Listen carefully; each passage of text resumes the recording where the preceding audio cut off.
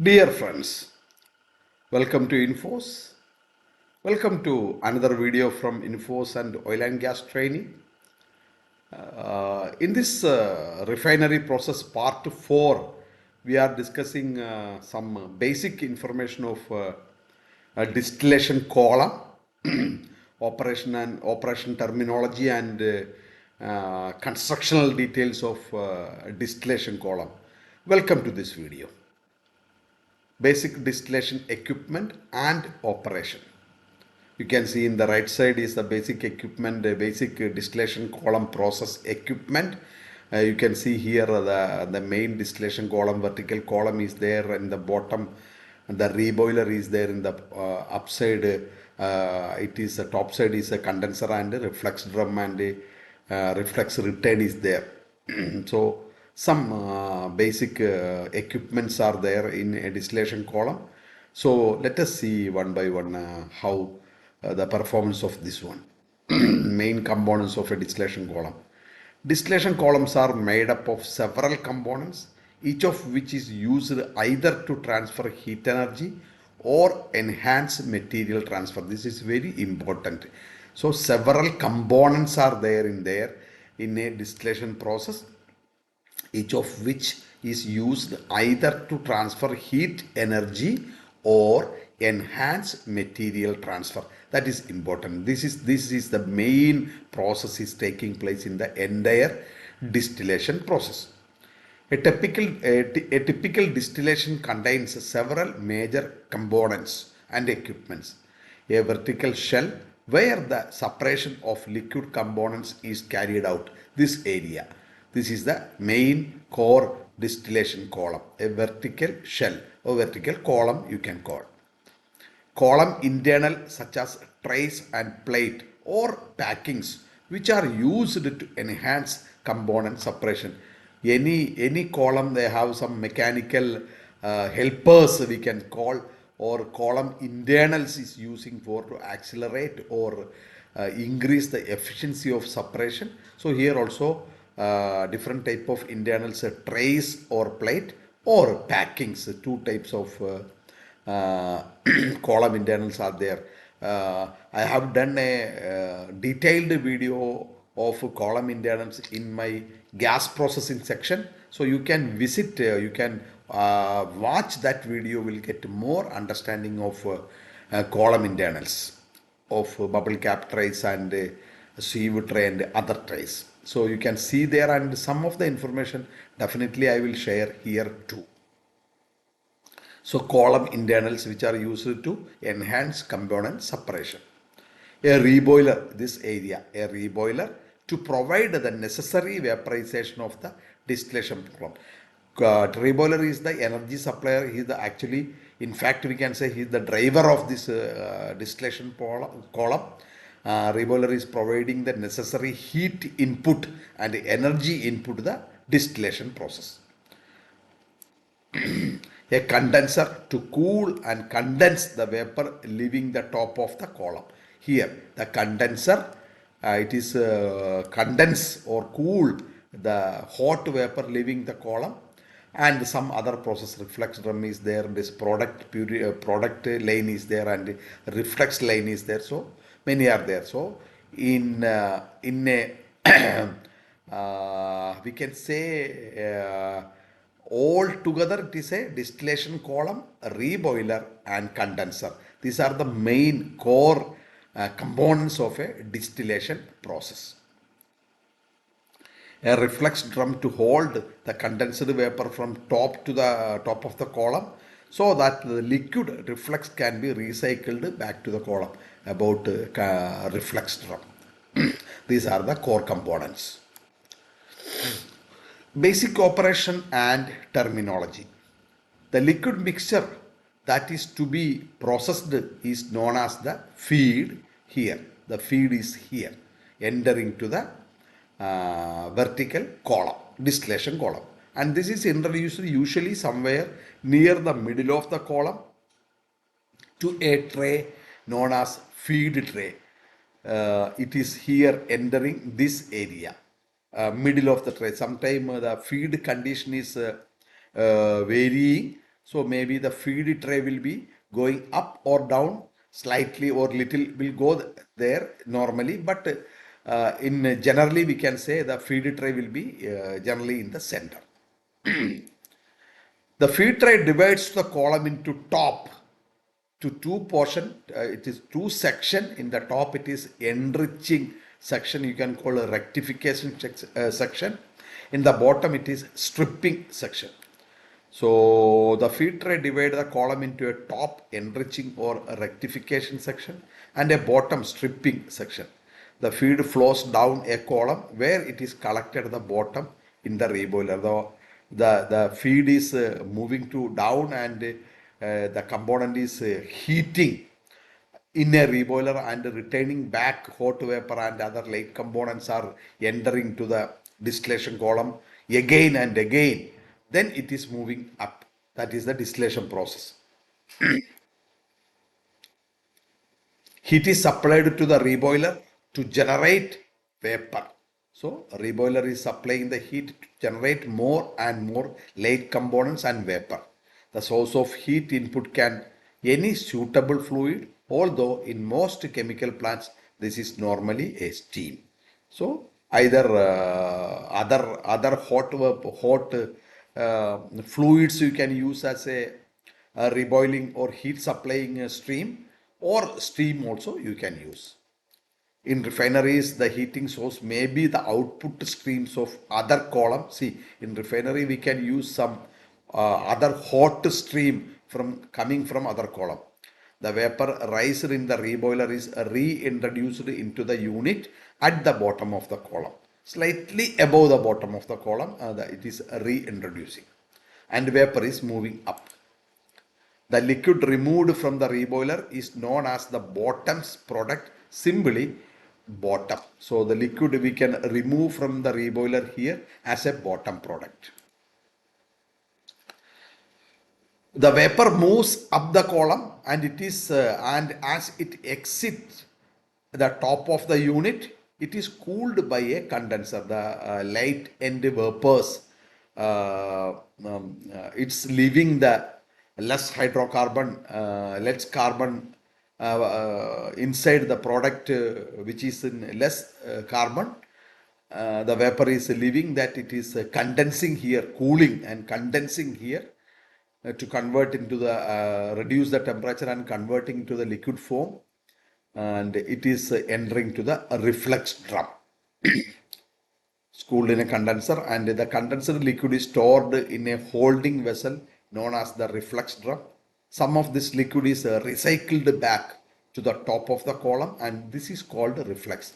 So in the from the reflux column, some of the portion of the condensed liquid is taking as a product, and the balance some of the portion taking back to the column top, or one tray below, maybe the second tray, or just below the exit point. It is entering as a reflux. So there are some particular reason for the reflux. Reflux also maintaining the column top temperature. So some important functions are there in reflux. The condensed liquid that is removed from the system is known as distillate or top product. So here top product and distillate. In the bottom we are getting bottom product.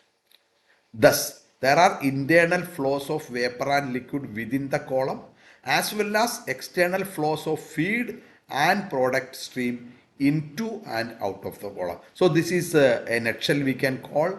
This is the distillation process. Internal process of vapor and liquid. You can see in the red color is vapor and the blue color is liquid. So internal flow of liquid and vapor up and down, plus external flows are there. Feed is entering to the column, and product is various product, top product distillate, and bottom product is leaving the column.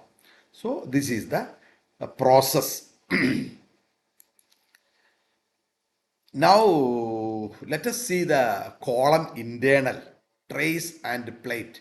This column, I told you that one column we have some internals are there, mainly trays or packing using to accelerate or improve the efficiency of separation, improve the speed of the separation. Uh, Trays and plates are one of the most common, important and common internals using in a distillation column. So that is a bubble cap tray, one of that one. You can see here bubble cap. Here you can see the vapor is entering through the bubble cap. It's a cap in the top and it is resting on riser. So when the pressure is vapor is moving here and the vapor is taking a U-turn and moving back to the liquid, then it is bubbling and escaping from the air by this time, and it is the lighter component only will exit or escape from this one, and heavier component will be inside the liquid itself. So a bubble cap trace has a riser or chimney fitted over each hole and a cap that covers the riser. The cap is covers the riser. So chimney is there, a riser is there, and the cap is covers the riser.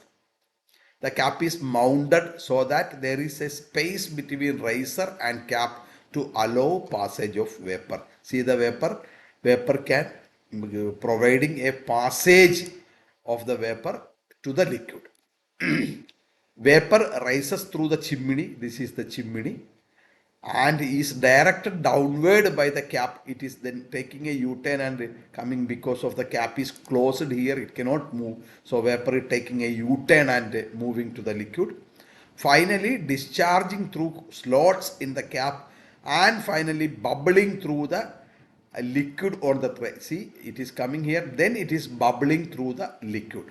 So this is the column internal, one tray you can say, this is a one tray. So it is the entire tray here, and from tray to tray it is moving downcomer, and it is the cross flow is there, the liquid is flowing like this, and then it is coming down, then it is crossing opposite side.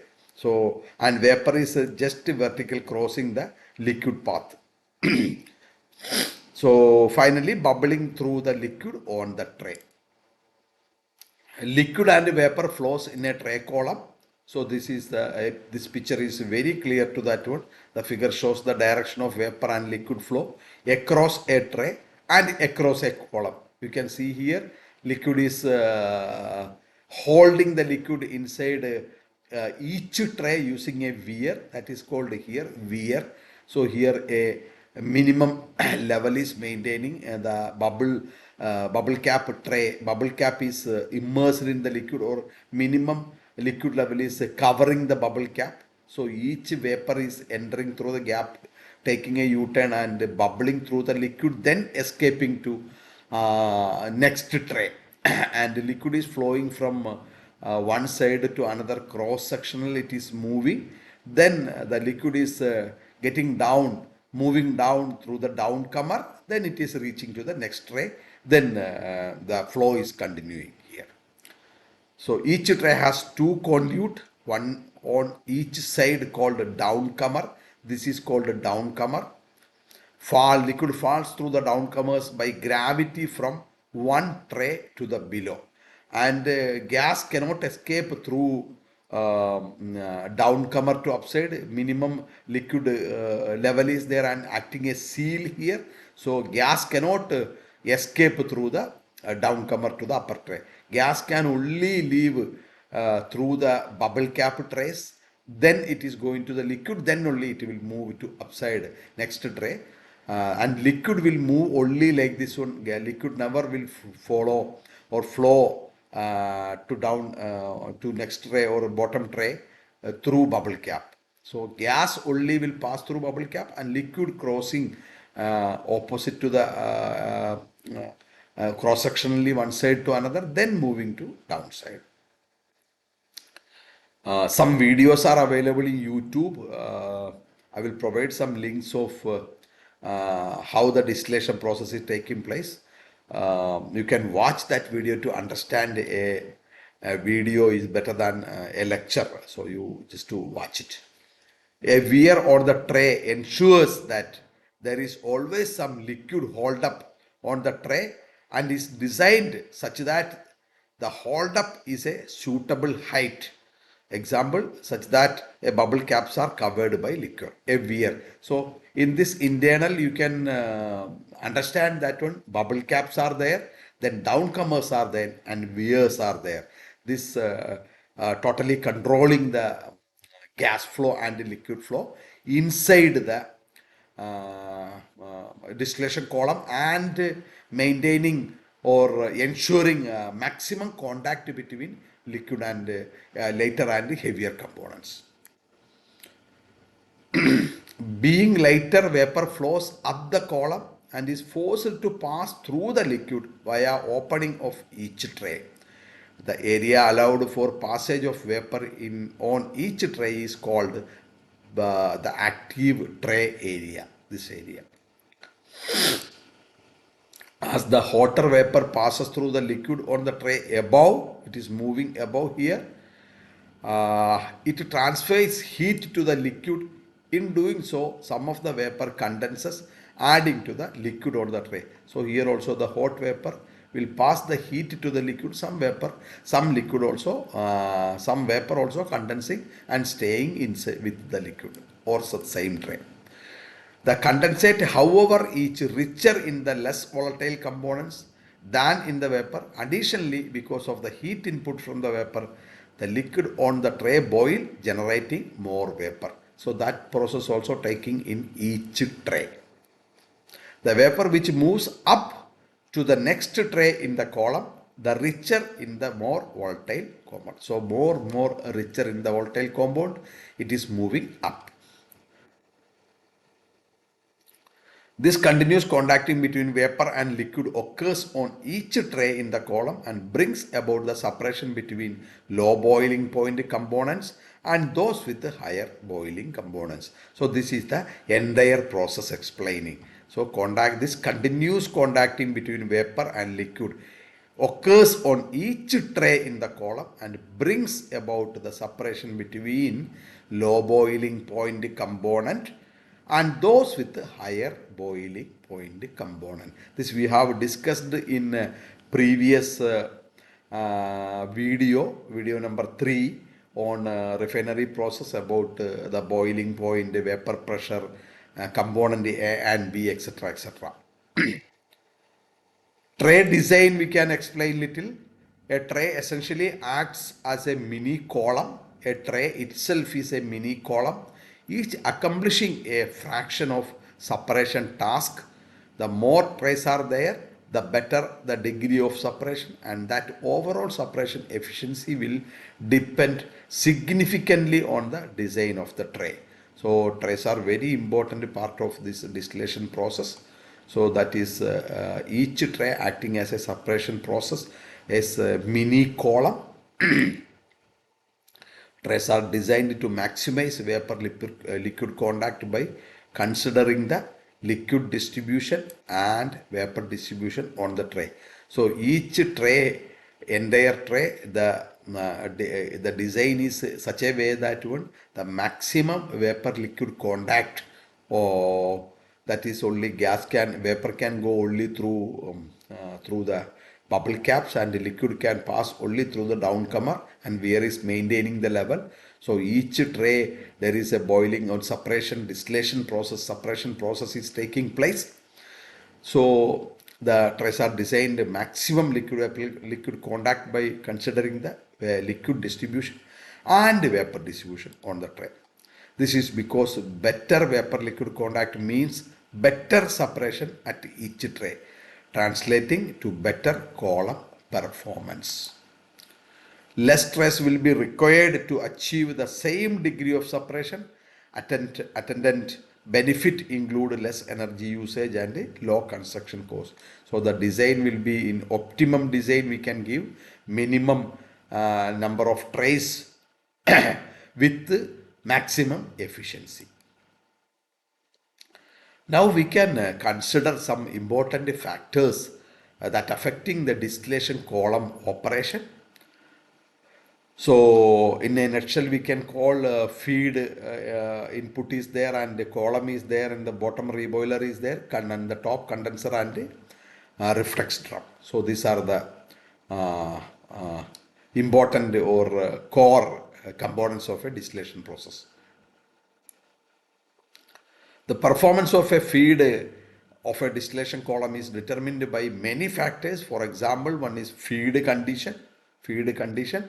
We will discuss each one in detail later.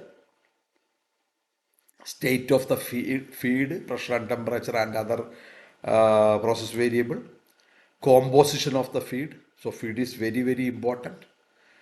Trace element that can severely affect the VLE, vapor liquid equilibrium of liquid mixture. Traces element, other foreign components inside the feed mixture. Internal liquid and fluid flow condition. Internal liquid and fluid flow condition inside the column.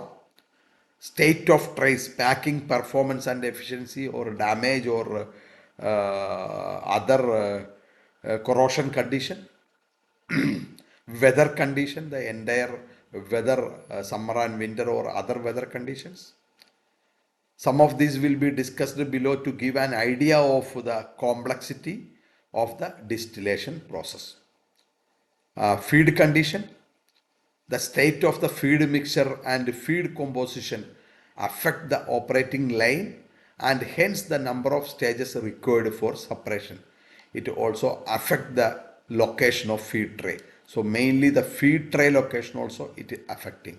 During operation, if the deviation from the design specification are excessive, then the column may no longer be able to handle the separation task. So when the from the design deviation will be more and more, or large deviations are there, then our separation task will be difficult. To overcome the problem associated with the feed, some columns are designed to have multiple feed point when the feed is expected to containing varying amount of components. See, so multiple feed point also there in some of the refineries, because the feed will be, the feed composition and feed condition is changing frequently. A reflux condition.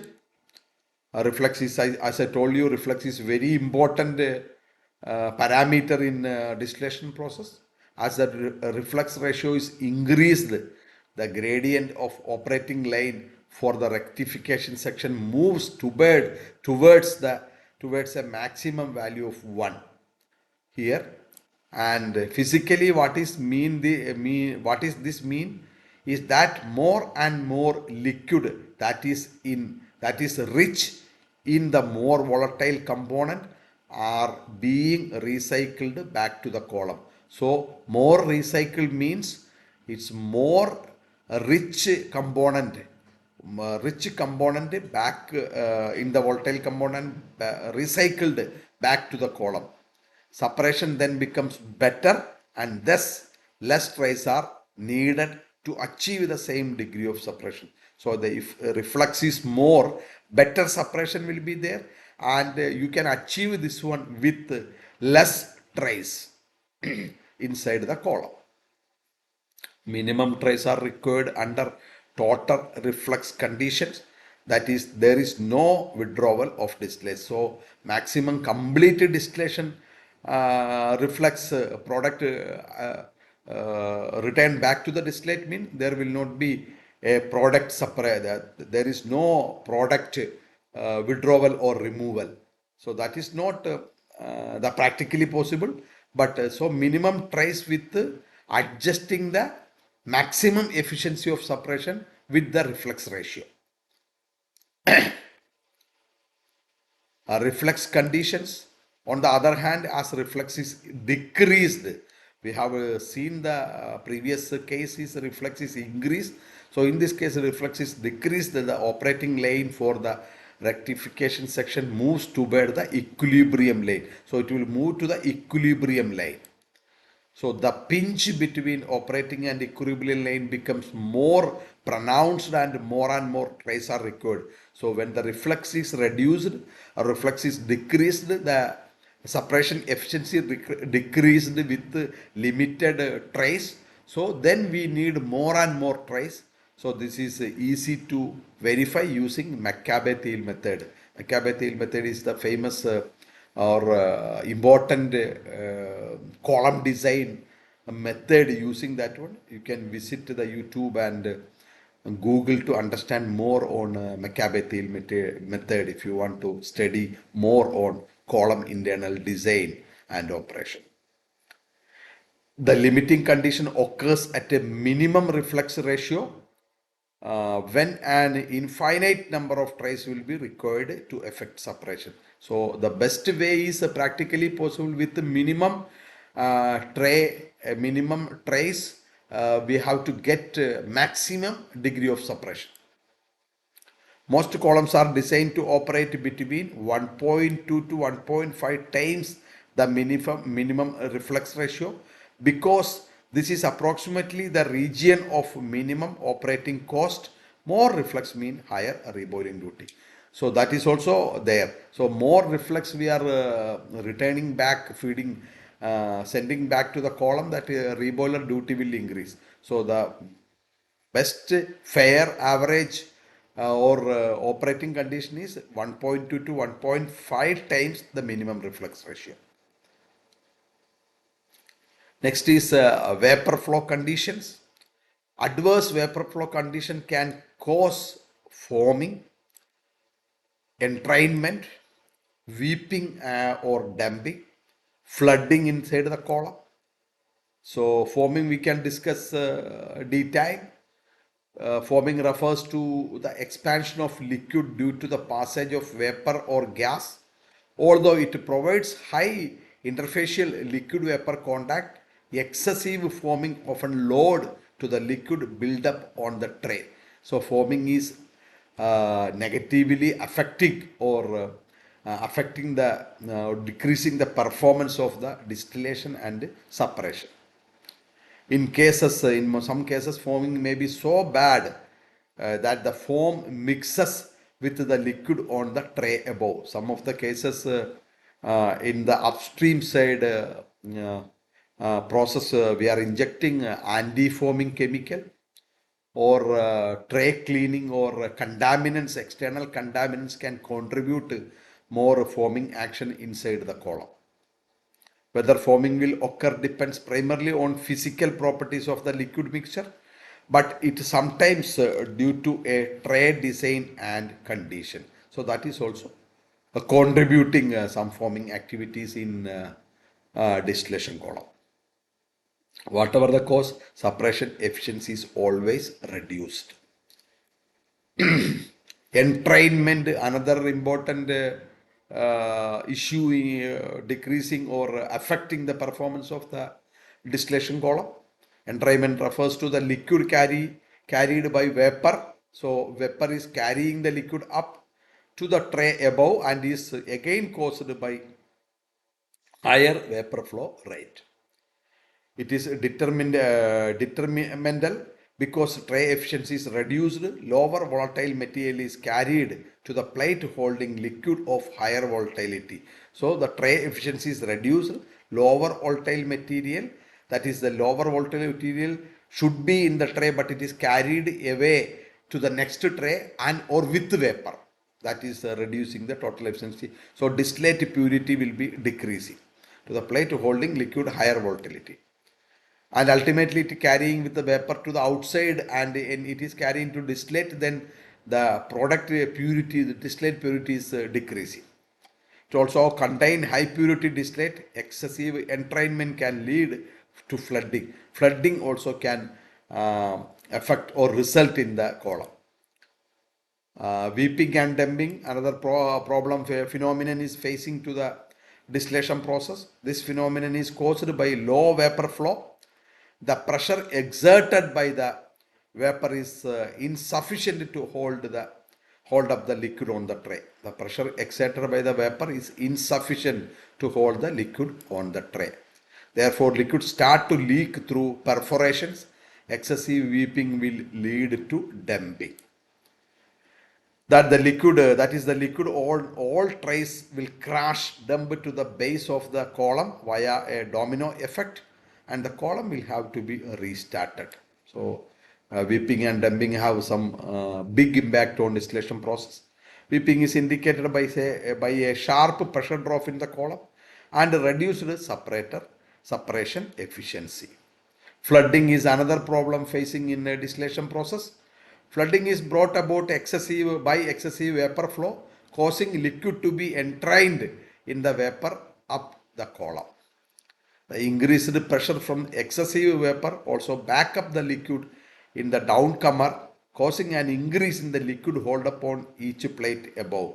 So the increased pressure from excessive vapor also backs up the liquid in the downcomer. So causing an increase in the liquid hold up, or each plate liquid hold up will be increasing.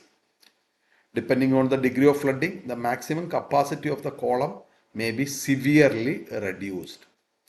Flooding is detected by sharp increases in column differential pressure and significant decrease in suppression efficiency. They are using some differential pressure indicator and transmitter to understand that word. Some safeguarding method also providing distillation column to constantly monitor the differential pressure across the bottom to across the column.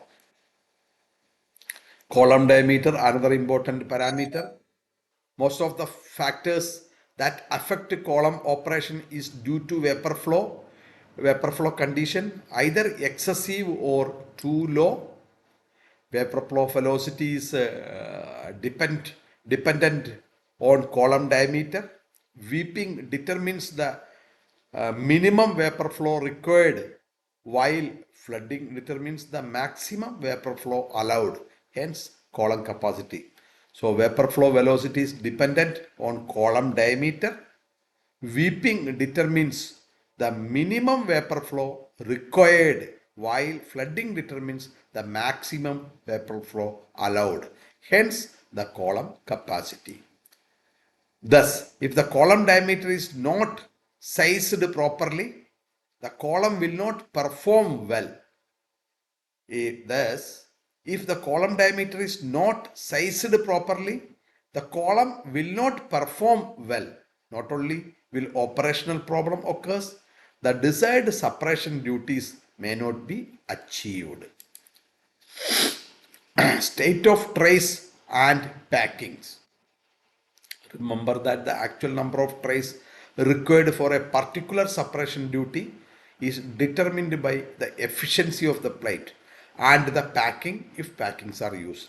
So mainly the actual number of trays required for a particular separation duty is determined by the efficiency of the plate.